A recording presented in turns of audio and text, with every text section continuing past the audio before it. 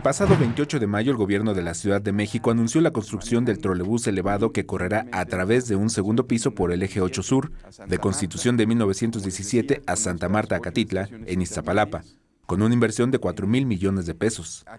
Sin embargo, vecinos de la zona muestran preocupación por el tema de la infraestructura a construir y la debilidad o fortaleza del subsuelo para soportar la construcción.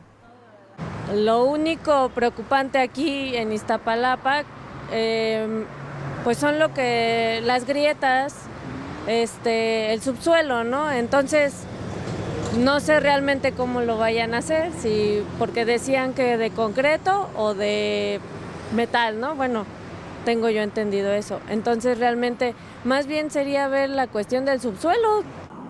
En la época prehispánica, la alcaldía de Iztapalapa fue zona de producción chinampera y parte de su territorio se asienta en lo que fue el antiguo lago de Texcoco. El crecimiento de la mancha urbana provocó que la demarcación creciera sin planeación, con construcciones irregulares y sin estudios previos del terreno. El problema de esa zona es el tipo de suelo. El tipo de suelo generalmente son arcillas básicamente con un alto contenido de agua, las cuales hacen un terreno muy compresible y poco resistente al peso, ¿no?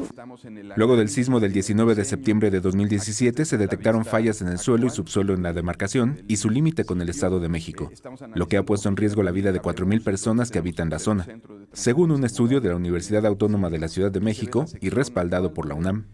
El sismo del 17, sobre todo el que estuvo a 117 kilómetros de la Ciudad de México, evidentemente trajo consigo consecuencias más importantes. O sea, todo ese tipo de fracturamientos, subsidencias, hundimientos, obviamente se exacerbaron. Desde el Congreso de la Ciudad de México señalan que aún no existe el proyecto ejecutivo que permita conocer a detalle el tipo de construcción y las condiciones del terreno para el trolebús elevado. Evidentemente se tiene que hacer un proyecto, primero un trazo definitivo, luego un anteproyecto, luego un proyecto ejecutivo, y una vez que se tenga el proyecto ejecutivo se tendrá que hacer toda la mecánica de suelos que nos indique cómo se tiene que pilotear, a qué profundidad en cada tramo para poder sustentar todo el tren elevado.